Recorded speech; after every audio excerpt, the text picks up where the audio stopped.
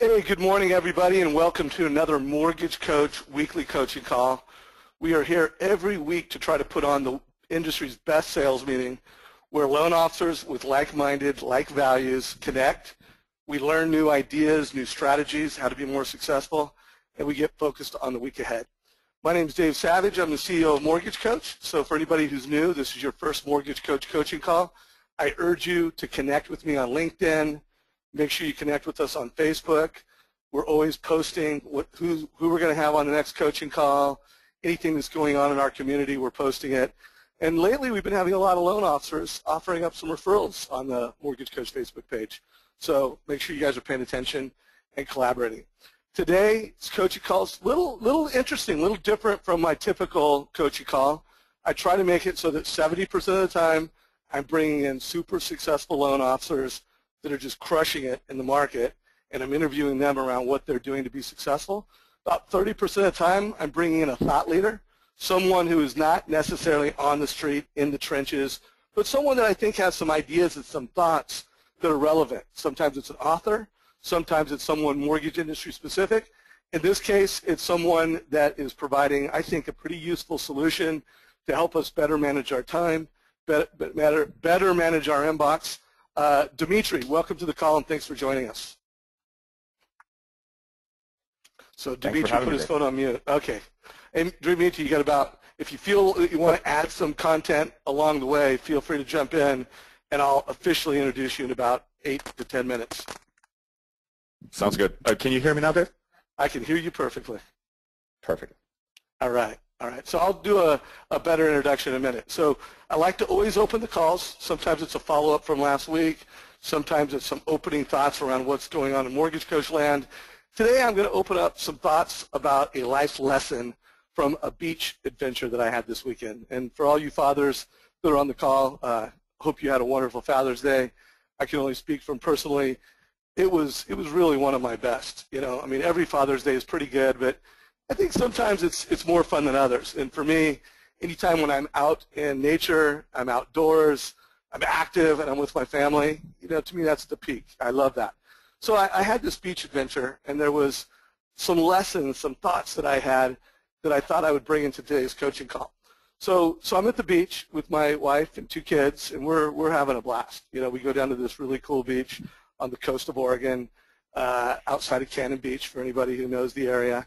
Amazing place. And there was probably, I don't know, maybe there was 100 people throughout the 4-hour period that we were there.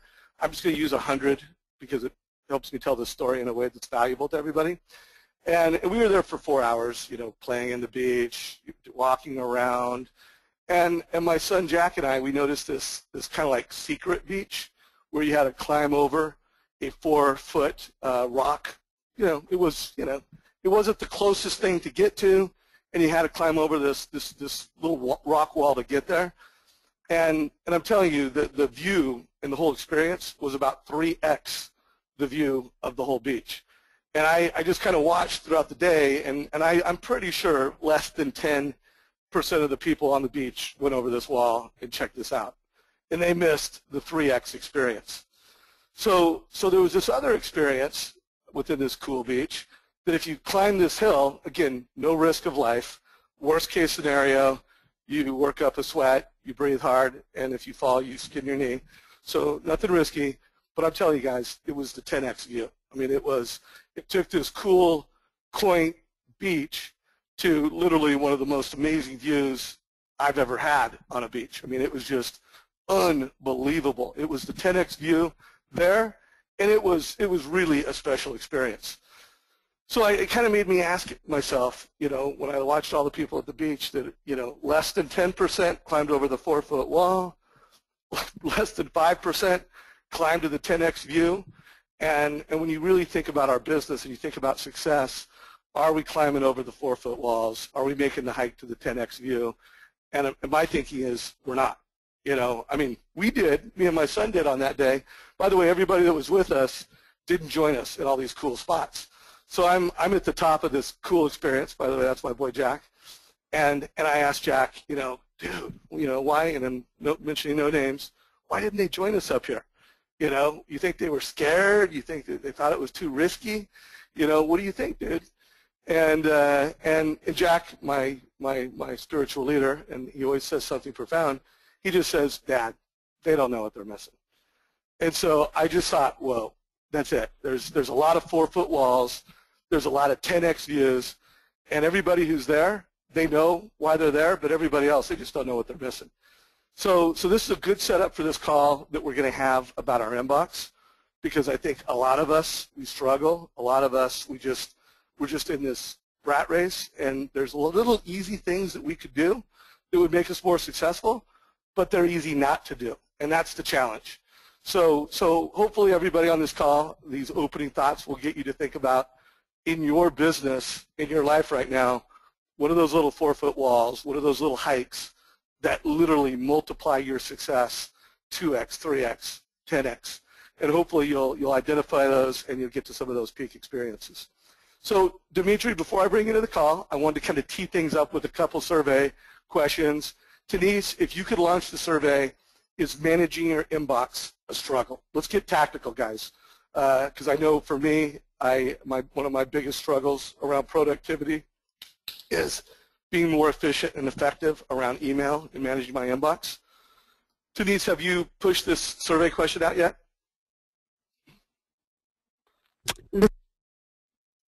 Denise, was that a yes? Yeah, the survey started, Dave. Okay, cool. So when we get over, and if you could tell me what percentage of folks have answered it so far? We're at 67%. Okay, guys, let's push it to 70 and then close it and push the results out, Denise, and tell me what they are because I can't see them on my computer for some reason. Dave, we have 80% yes and 20% no. Okay, good. So for you 20%, I want to know what you're doing. Feel free to any wisdom that you have, please put that in the what do you call it, where you post questions. Tell me what, if you could just give me a sentence around why is it not a struggle. I really do want to know what it is. And when Dmitri's talking, I will read your thoughts and your ideas and possibly bring you into the call. So for you 20%, really, really, really want to know. And then Denise, let's post the second one, which is, would getting control of your inbox, would it improve your success, yes or no? By the way, I think I know the answer to this, but I never like to assume anything when I'm talking to a couple hundred or several hundred people, which we're doing right now.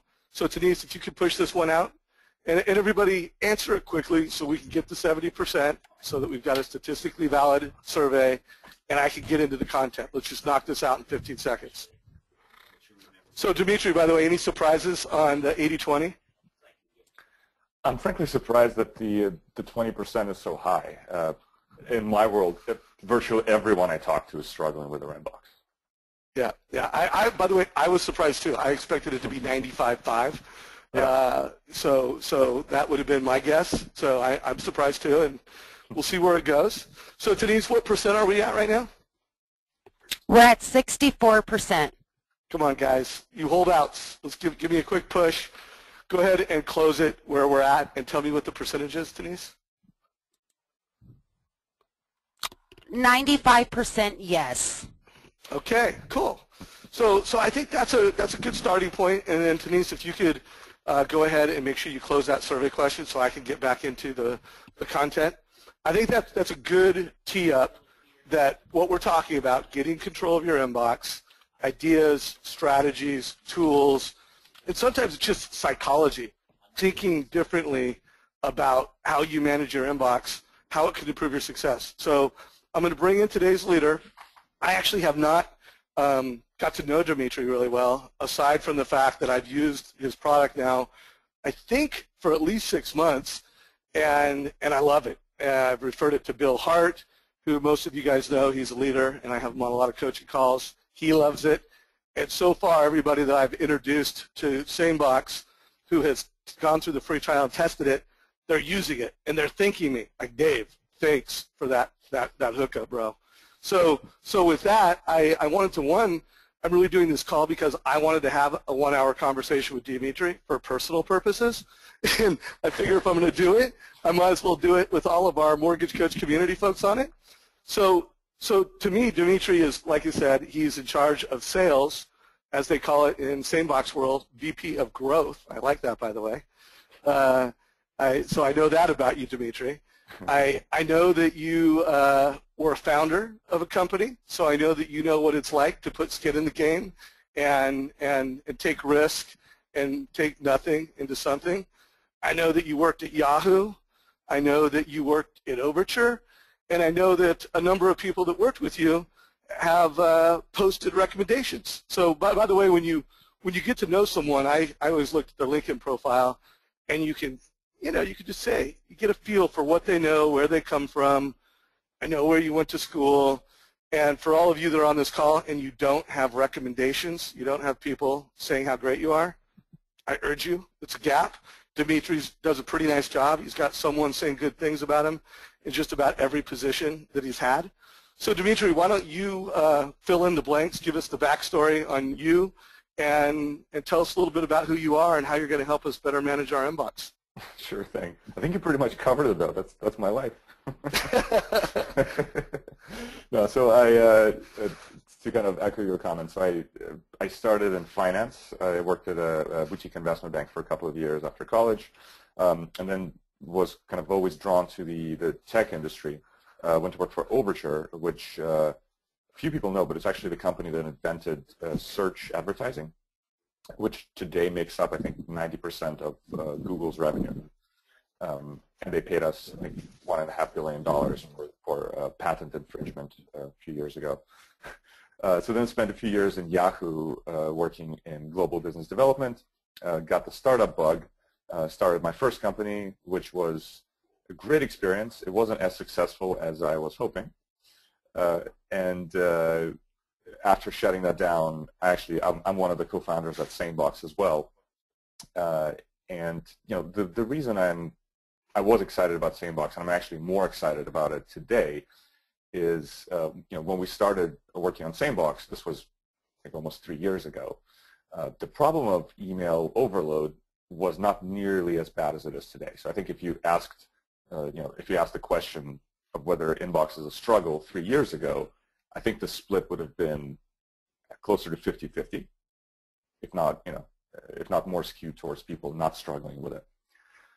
And when we started this, we read a few blog posts by some of the more kind of public online figures, VCs, entrepreneurs, and we realized that it's a really big problem for them, and it wasn't really a big problem for regular people, like you and I, 3 years ago. And about a year and a half ago, in early 2012, we started noticing that our customers are now regular people, pretty much anyone with a desk job. And so, I've always been excited about solving large, kind of looming problems. And this, in my mind, and kind of looking at the data out there, email is one of the bigger problems facing professionals today. So I'm excited to be solving it. Good. Well, you have solved it. Well, you are a significant piece to the puzzle of solving it, and I haven't quite solved it yet, but hopefully I'm gonna sharpen my sword in this call. So real quick, I've told you that our members are all mortgage professionals, they're loan officers, and their two customers are, one, the borrower who needs money, so that's kind of a B2C sell in your world where they're talking to a family saying, hey, I can help you get the loan to buy this home. They sell to them, but in order to get a lot of those home buyers to do loans, they have to earn the trust and respect of a realtor. So I know just from conversations you and I have had, realtors are your customers. If you wouldn't mind sharing perspective around, how do you see realtors from a SaneBox perspective? If you could just share some color around that. Sure. So, like I said, we're now finding that pretty much anyone with a desk job has this problem of too much email. But realtors, for some reason, happen to be one of our largest largest segments. We have a lot of lawyers. We have a lot of kind of startup and small business owners, and realtors happen to be, I think, probably one of our top 3 largest industries. And from talking to a lot of them, it seems that they, more than everyone else, they have the noise to signal problem in their inbox. They get a ton of listings, ton of newsletters that they have to read, but at the same time, there's a small percentage of really important emails, deals they're working on, that they really need to pay attention to in real time, and everything else is kind of more of a bulk read. So I think that explains it. Yeah, and from a mortgage professional, again, I'm going to put some context around that to everybody on this call. Folks, I think this call is really important, and I do urge you, get out of your own inbox right now. Put your phone, turn it over. Let's not be paying attention to text messages coming in, because I think the content over the next 30 minutes, focus for 30 minutes, turn off all the shiny lights, and you might really improve your sales effectiveness and position yourself so that you can be a better leader to realtors around something that's really painful for them. I mean, I believe that if we do the next 30 minutes right, you're going to actually improve your effectiveness, and you're going to have the content to go do a sales meeting with a realtor office. Hey guys, how would you like me to show you some ideas and strategies to be more effective with email so that you're making more money and saving time? Because if you think about a realtor's inbox, not only do they have, I don't know how many mortgage professionals sending them newsletters and noise on a daily basis. They have title people. They have, think of everybody that surrounds the realtor. They're getting a lot of noise, and they need to be focused on the emails that are most efficient. And if you could be the loan officer that brings some ideas, some content, I think you could earn some trust, you could earn some respect, and that all turns into more referrals for you. So I hope everybody's going to take this call very seriously, focus in on what Dmitri's going to share with us. Dmitri, I'm going to share your desktop, and if you could share some prepared content you have, and then pass it back to me, and in 10, 15, 20, as much time as you need, Dmitri. This call's about you and about the content you have, and then I've got some takeaways that I want to share. Excellent. So can you see my screen? Mm-hmm. How to beat your inbox for mortgage and real estate professionals. I like that. And I like competition. So having to beat my inbox, I think that gives me some new framing right there. It certainly feels like that, right?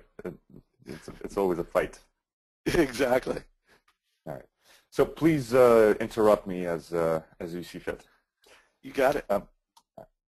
So if you remember when the movie You've Got Mail came out, I think it was 99 or 2000. I think one of the premises of the movie is, the two people fall in love over email, and the feeling I remember from watching it back then is there was kind of this excitement about opening your inbox, right? You were long gone. But yeah, I do remember the little cute noise that I would like shoot my computer if I got now. But yeah, I remember it. Right. Well, so it's funny what a difference 13 years make, and really, I think it started to escalate even, less than 13 years ago, probably 5 to 3 years ago. Today, nobody's excited about their inbox, and if for the 80% on the call, you're not alone. And there was a study done last year by McKinsey that found that an average employee spends 13 hours a week reading and responding to emails. So keep in mind, this is not sending emails proactively. This is not selling. This is literally just dealing with what's in your inbox. Real quick, I do want to add something. I had a really great session with Darren Hardy, who's the editor of Success Magazine. I've seen Darren speak a lot of times, and he's a good personal friend. But last time I saw him speak was about a week ago, and he shared a really interesting stat. And I'm gonna screw up the actual numbers because I just don't have the memory. But they were talking about what percentage does the average CEO. So this was Fortune 500 CEOs. What percentage? How much time a day is on time? And because they're either distracted from email and communication, what percentage of how much of their day is quality, focused, good quality CEO time? Any guesses, by the way, Dmitri, how much of their time is focused? I'm hoping 50. No, it's like 38 minutes a day. So out of a full day, I mean, again, we're talking about, you know, well-educated, some of the most elite executives in America, and what's that, like 10% of their day? If no, Wow. 5% of their day is quality. It's working on their highest priorities, doing concentrated focus times. So and again, for all you loan officers, think about it. How much of your day are you spending in the inbox, you know, responding to noise? Is a big, huge issue. So I just wanted to add some color around that because I just heard that stat recently, and I think it sets this up nicely. This is actually really kind of scary if you think about it, right? It's way scary. All right. Well, so again, you're not alone. If the CEOs are doing it, then all of us are doing it. But it's there's definitely room for improvement. So the second piece of really interesting stat here is the amount of stress that the email creates. There was another study done at UC Irvine also last year, which basically connected heart rate monitors to people and monitored them as they are going about their day and as they're opening their inbox. And your heart rate literally goes up as if your inbox is full and you're in it. So it's literally bad for your health. And the last piece, kind of, Dave, to your point, is it really is, unless you're doing customer service, it's not in your job description to reply to every single email. But for some reason, it feels like that. It feels like we have to get through all of our emails, even though clearly that's not the case. Yeah.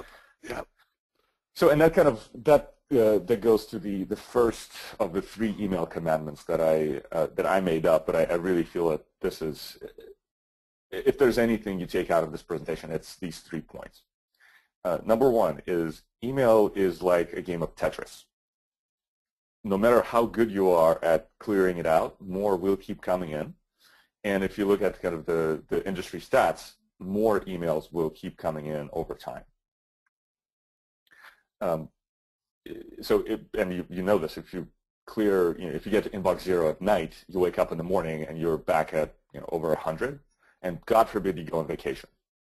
I've literally stopped taking long vacations. I now take Friday, maybe Thursday or Friday off and just go out for a long weekend, just so I don't have to come back on Monday with a week of missing emails. So that's number 1. Number 2, and this is more of a kind of a transformational. It was a transformational moment for me when I realized this. Is we treat email as kind of the default number 1 priority. What's the first thing you do when you get to your computer in the morning? You check your email. And this problem of email overload really kind of snuck up on us over the last few years. Again, 5 years ago, this wasn't a 13-hour-a-week task for most professionals. Now it is. And the problem is really in us. The problem is that we think that it's our job and kind of by default became our number 1 priority to clear out our inbox. That's just not the case. So the thing to kind of the actionable takeaway here is to dedicate time to checking email. So personally, what I like to do, and I'm guilty of not doing this every day, but I try to when I'm thoughtful about it, is I still check my email when I first get to my computer, but I scan it for the urgent and important items. So if something needs to be dealt with and it's important and it's urgent, I deal with it then. If it's not, I save it for later, and I actually get to my action items, my to-do list. Problem with email is it's a to-do list that other people can write on.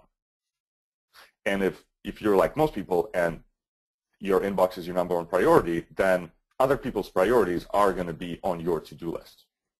And that's just important to realize and fight with. This is the wrong thing to do. So and then finally on to number 3, when you are in that dedicated time for checking email. And by the way, the time that you dedicate really depends. It can be an hour a day, it can be 2 hours a day. If it's important to you, it can be 3 hours a day. But it's important to, again, to set that time and to kind of whatever time or software you have, set it and make sure not to go over it. So when you are in that dedicated email time, it's important to realize the third email commandment is that not all emails are created equal. The problem with email is that every email browser, or every email client or webmail interface tricks our brain into thinking that all emails are the same, because each email client allows the same amount of real estate on the screen to every email. They all look the same to our brain. And so there is a subconscious thing going on which kind of tricks our brain into thinking that an email from Aunt Polly is just as important as an email from your biggest client. I mean, obviously, it's when we think about it, we realize that's not the case, but our brain doesn't discriminate. So it's really important for you to discriminate between emails, and they're really I like to think of it as three kinds of emails. Some emails are important and urgent; they need to be dealt with right away. And these are your most important clients, your most important partners, the deals you're working on that are timely. The second kind is emails that are important but don't need to be dealt with right away, and you can save them for later, for when you have more time. And the third bucket, and this happens to be actually the largest bucket, and according to our data, 58% of your inbox are simply not important. So it could be newsletters, notifications, emails from Aunt Polly, and these emails you can deal with in bulk. So this is actually one of the core features of SaneBox, is we group these emails in a separate folder, move them out of your inbox, and send you a summary of them once a day. And so what I personally do is I go through these unimportant emails really a couple times a day. I scan through them. If something catches my attention, if I want to look into it, I can do that. I can move it into my inbox. But most of the time, I end up just hitting delete all for all of those emails. And that's, again, for an average person, that's 58% of your inbox. So it's really important to understand the difference between the emails and discriminate. So that's my major three commandments. Does that make sense, Dave? Yeah, it makes tons of sense. So I want to say something before you get to this next slide. So first of all, John, thank you for sharing your notes. He actually shared during this. He's checking his emails. So another thought and just advice. I want everybody to try this for the next 15 minutes. Like I said, I saw Darren Hardy speak recently. I had dinner with him. We chatted. And my biggest takeaway between dinner and watching his session was scheduling what he calls his 90-minute jam sessions.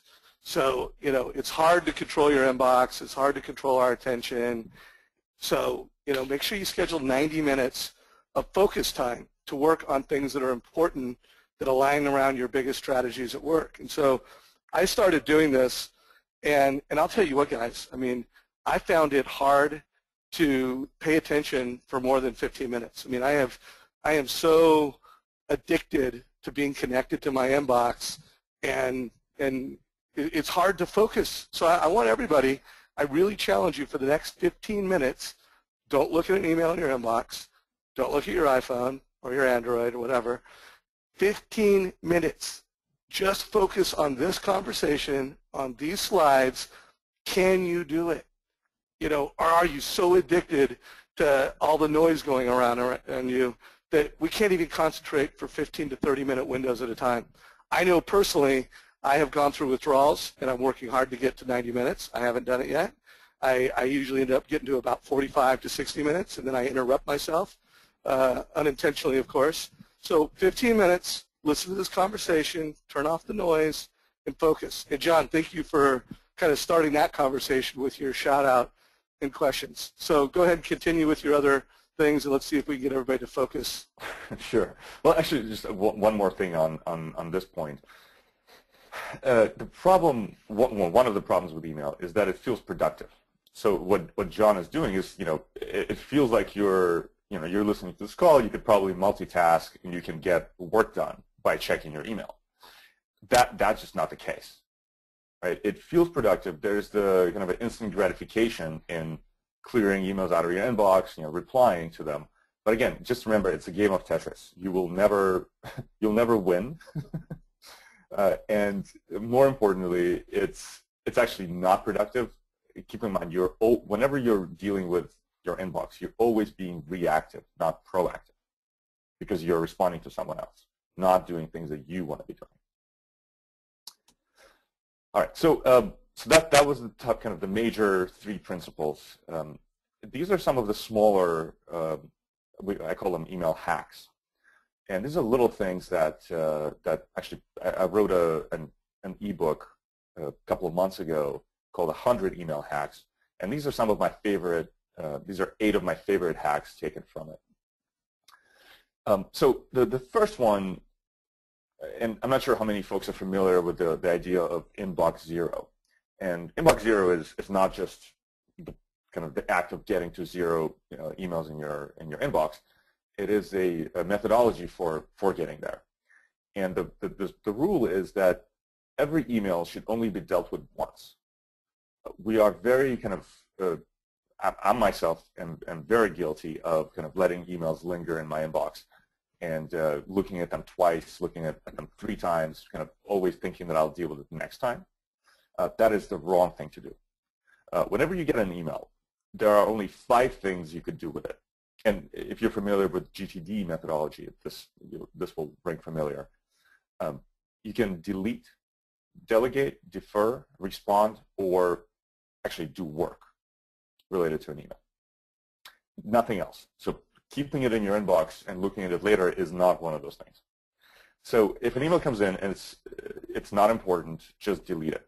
Or if you prefer to archive it, archive it. That's the same thing. Number 2 here is if you have someone on your team that you can delegate or forward it to, by all means do so. If an email is important but not urgent, defer it. And that doesn't mean leaving it in your inbox. That means moving it out of your inbox until you can act upon it. So this is the defer concept in GTD. We actually built a feature for it. It's called the defer folder. So you can drag an email to a folder, we call it Sane Tomorrow, and it will move out of your inbox and it reappear in your inbox tomorrow morning. We have another folder called Sane Next Week.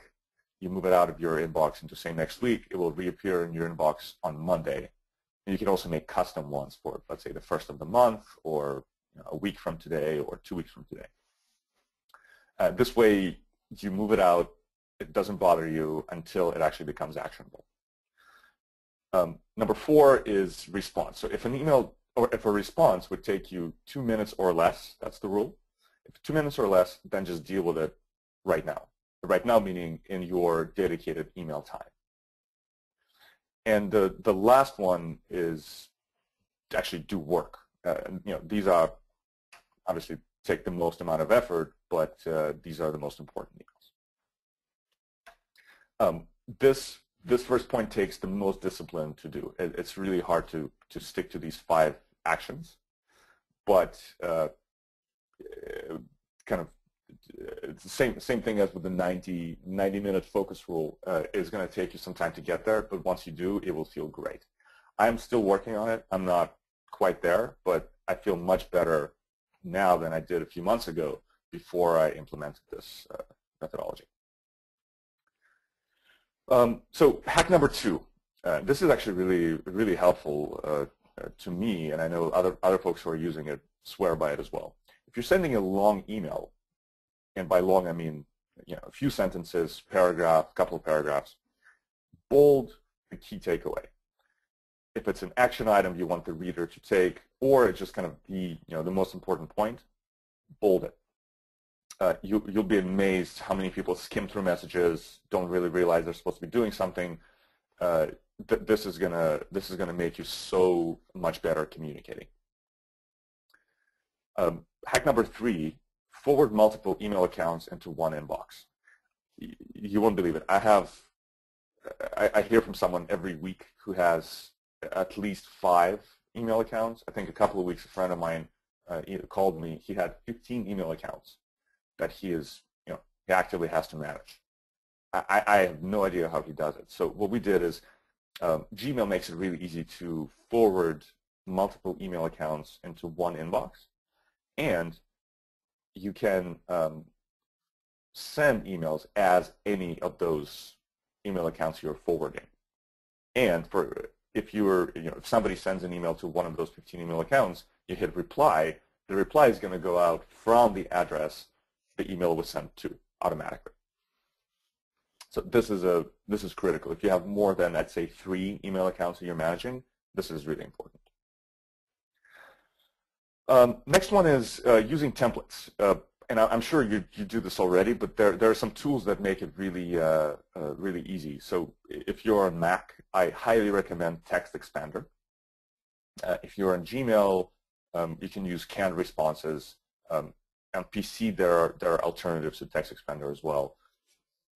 What this is basically, if you have a sentence, a phrase, a paragraph that you type, you find yourself typing repeatedly, Text Expander gives you kind of a shortcut. So I'll just give you one example.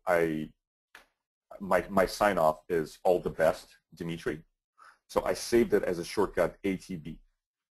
So now when I type ATB, it fills that whole thing out, and yes, it saves me maybe a couple of seconds, but it feels good. And if you do this a lot, it's going to save you a lot of time in the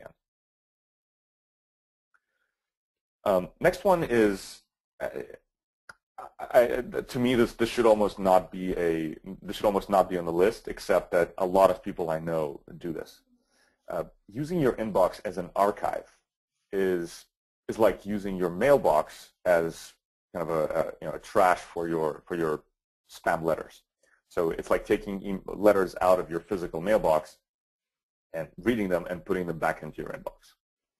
Sounds absurd, but for some reason it's less absurd with your email inbox. Don't do it. It's bad for your subconscious. It's bad for your organization. It's bad for your productivity. Archive emails. Create an archive folder. Move emails there. But for God's sake, please don't keep everything in your inbox. The next one is for your privacy and security. Having a unique password is really important, and frankly, your email should probably be your most secure password. I get your spam letters from my friends at least once a week who get hacked, and I'm sure this has happened to you too. The trick that I personally like to use is taking a refrain from a song that I like and taking the first letter of the refrain. So I think this one was, I just met you and this is crazy, but here's my number, so call me maybe. Love it. So the nice thing is it's super easy for you to remember, and you can kind of sing it as you're typing the first letter of the word that you're singing. But just like, this is a crazy difficult password for anyone to hack.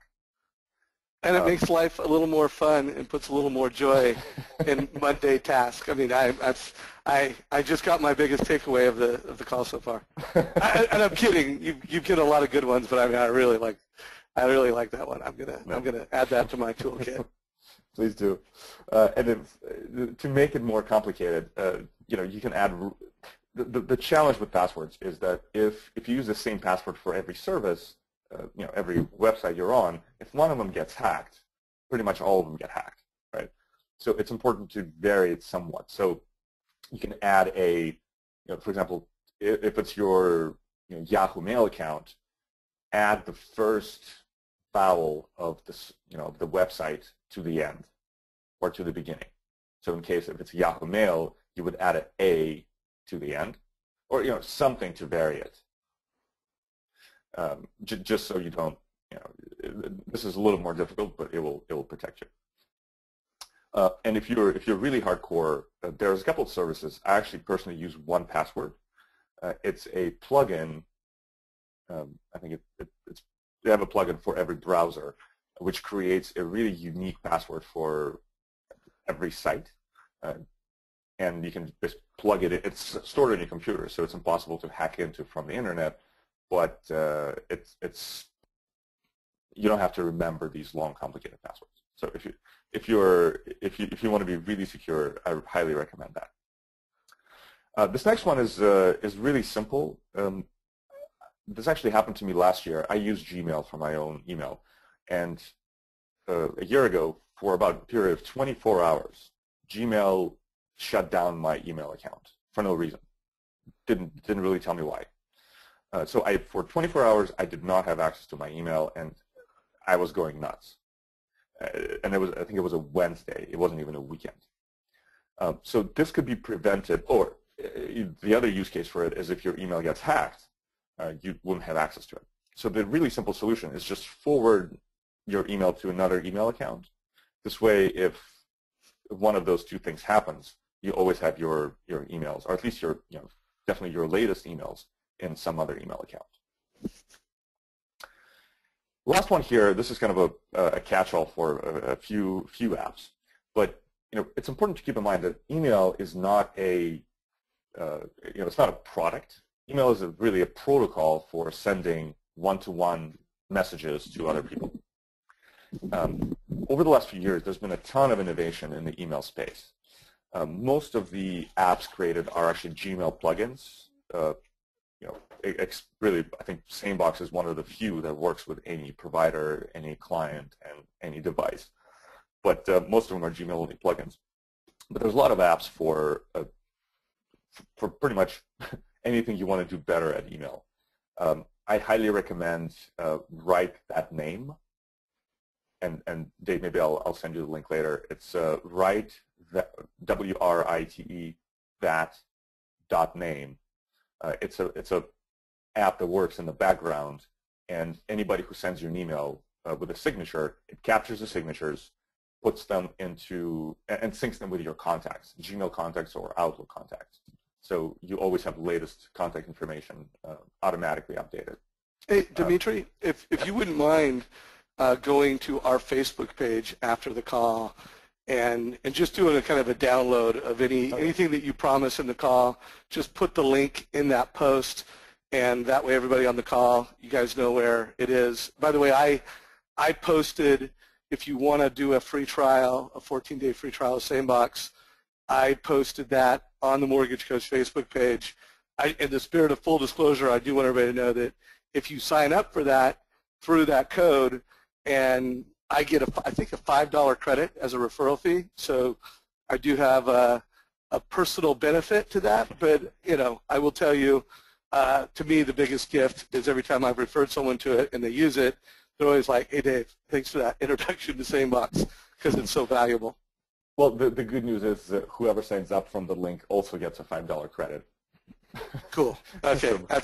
I think I knew that when I did it, but I forgot, and that's cool. So again, win-win. Yeah. Anybody that you want to get takeaways from the call, Dmitri will post some things. I already posted a link for the free trial, and again, guys, I've got some takeaways that if I was you and I was going to do a sales meeting with realtors, I've got some slides that I'm going to share with you. They were things that personally connected with me.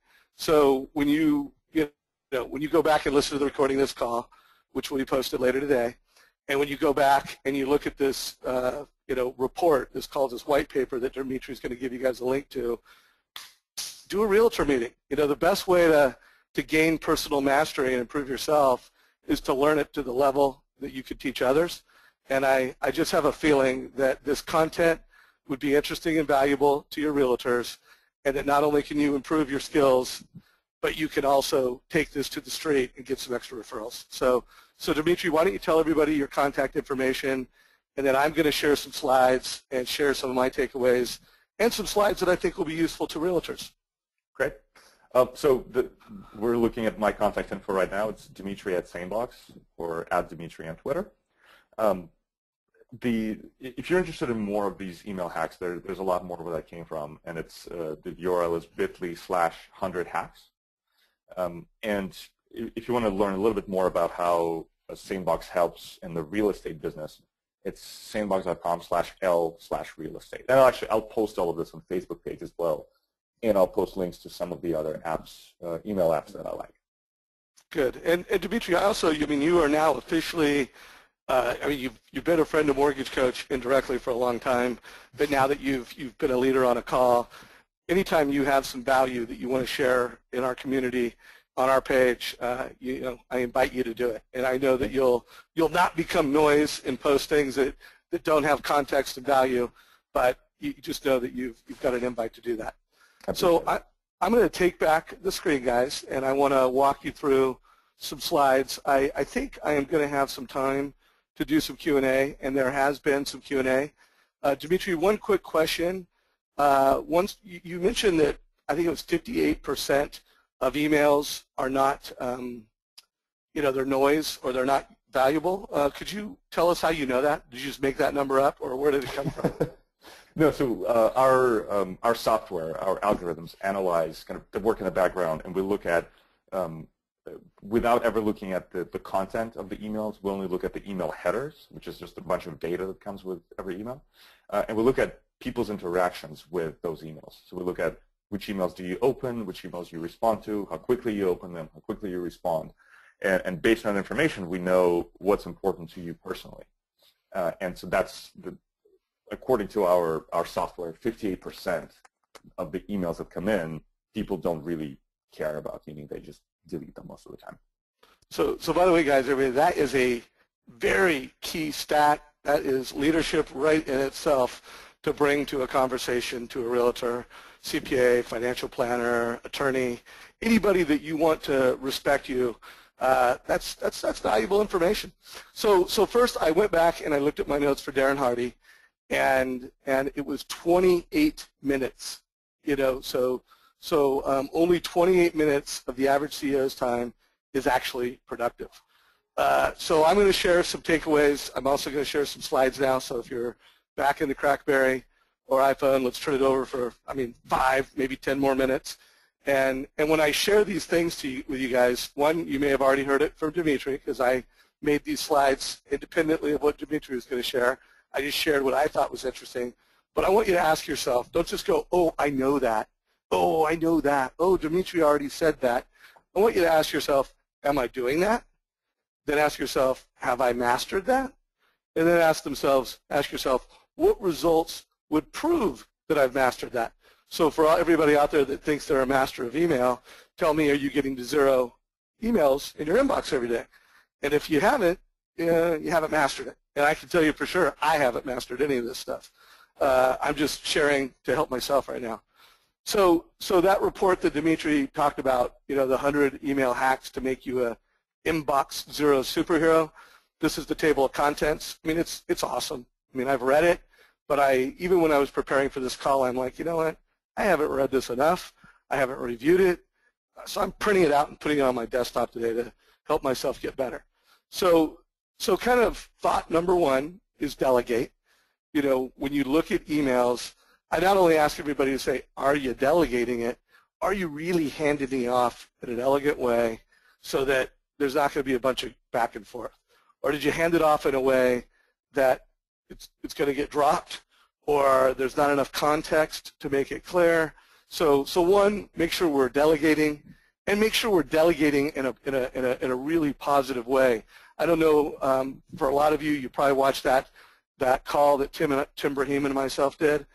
There's never been a better loan officer at making quality handoffs and not dropping the baton.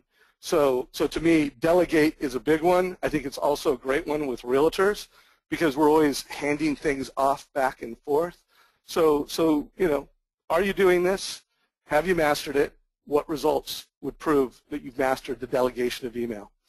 And by the way, Dmitri, feel free to chime in. We got about 12 minutes left in the call. Anything you want to add to that? No, I think you covered it. Cool. Defer. You covered it just fine. Okay, cool. So defer, this is a big problem for me, is I just have a problem either over-deferring, under-deferring, and I still haven't cracked the code on this one personally, but we all know you don't want to keep it in your inbox because now you're touching it twice, 3 times, 4 times. It's just wasteful. Again, I can't give any advice here because I suck, but I'm working. Responding and doing, you know, again, I think where I come with this one is if you could do something within a minute, do it now. I try to do that, although I end up spending so many damn 1 minutes throughout a day that I haven't figured out the perfect balance. I think Darren Hardy's idea of scheduling jam sessions is going to be my only hope at not overdoing and responding. But I think as long as everybody's intentional about this, and as long as you're having this conversation with realtors, I think we'll get better. Stay focused. And by the way, if anybody didn't know it, all the screenshots I'm showing right now, these are actually snippets that I've grabbed out of Dmitri's 100, hacks. So I'm just pulling out half dozen of what I thought were really valuable pieces. There's, I'm highlighting less than 10, so there's 90 more just great nuggets of insight that you can share and socialize on Facebook, or you can add to a presentation the way I did. Just make sure that you give Dmitri credit and that you have SaneBox branding in that so that if you're using his content, make sure you're giving him credit and driving him into a solution. It's just a polite thing to do.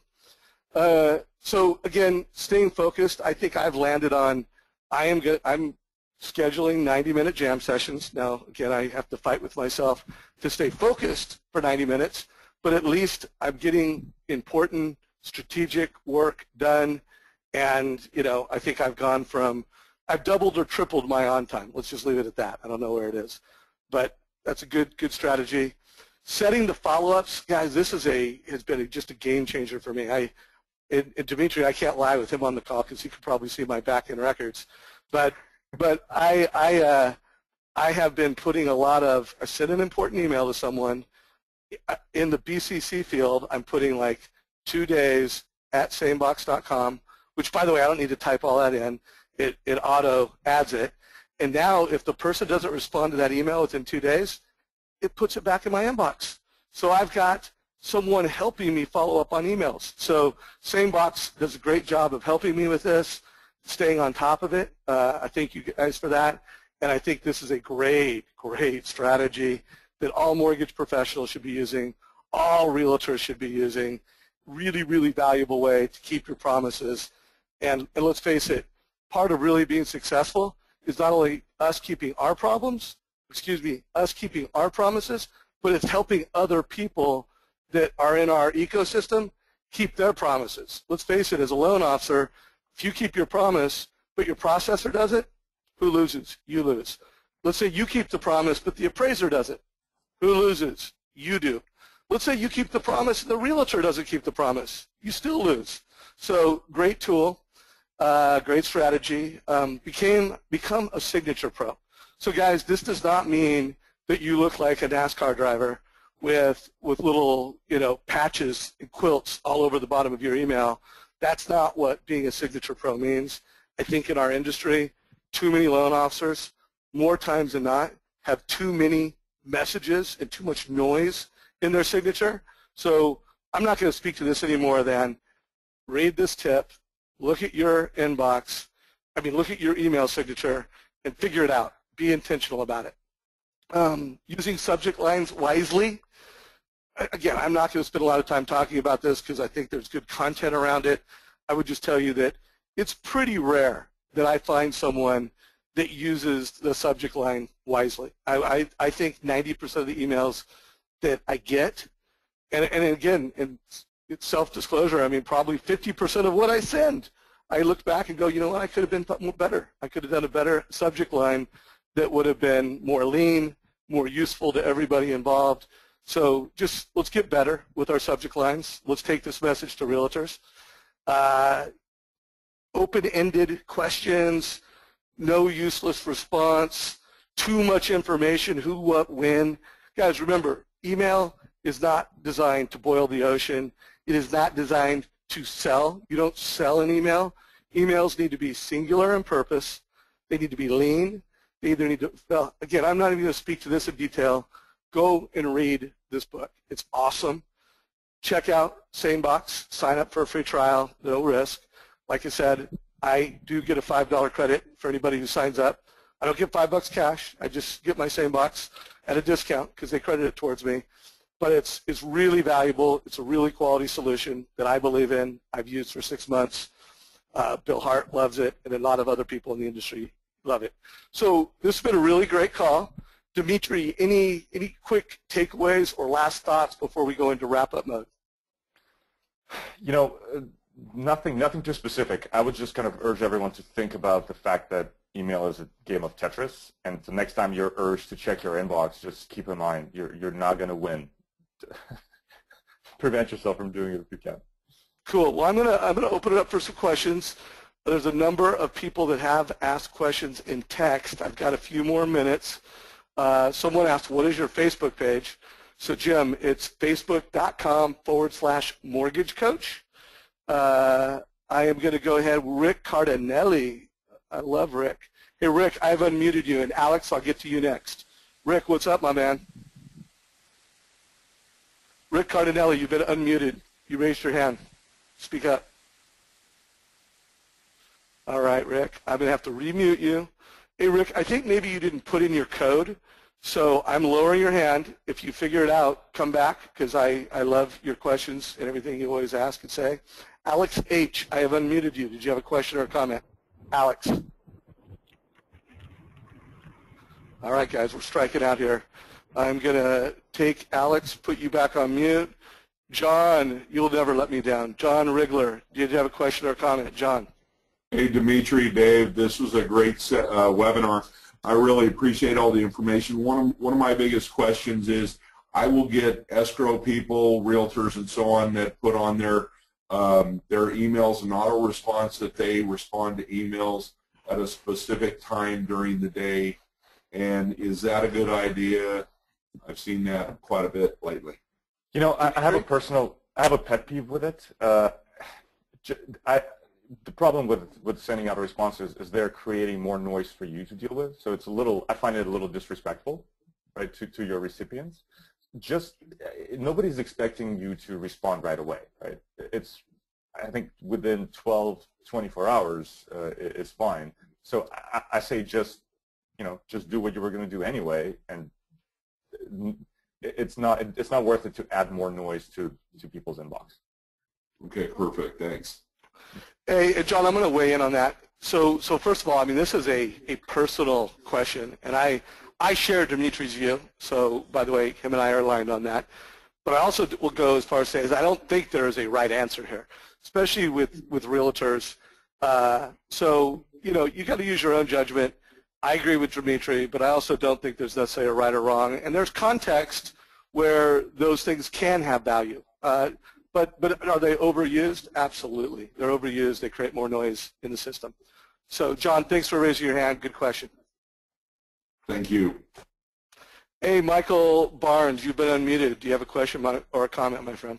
Hi, Dave. Thanks so much for putting this together. This is a good, great call. Dmitri, earlier you were talking about the passwords thing, and you had mentioned something I couldn't pick up on what you had said about how you can get something that will do passwords.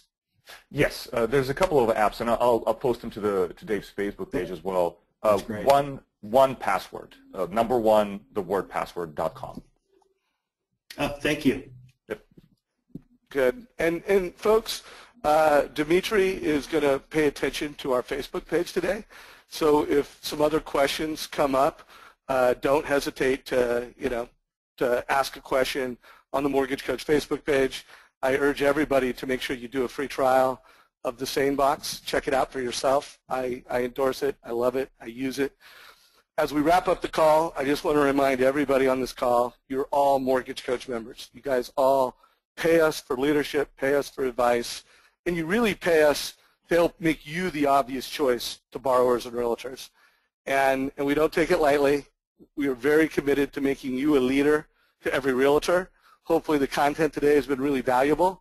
Again, I have to remind you guys all the time because we are very focused on mobile this year. We've rolled out the iPhone app. If you're on this call and you have an iPhone or an iPad, if you haven't downloaded the app, if you haven't figured out how to use it to be a leader to realtors, come on, get with it. That's what these calls are for, to get better. And we want to help you be a master at being a leader to realtors. And that's why we bought everybody in our organization an iPad, so that we were masters. We are leaders, and we're here to help you. So if you have not executed on, I know how to take Edge, I know how to have an iPhone or a mobile phone, and you know how to take that and bring leadership to realtors. If you don't know how to do that, email us, success@mortgagecoach.com. We'll schedule a coaching session with you, and we'll drive that experience and that leadership to you. So I just want to make sure everybody is focused on that. And again, check out SaneBox. Dmitri, really appreciate the time you took to prepare, all the good stuff that you shared. And most of all, I appreciate you as an entrepreneur and a founder who's solving a problem that helps me in my business. I'm really grateful. Thank you for having me, Dave. Yeah, so guys, let's rock it out. Have a great week. We wrapped it up pretty much on time.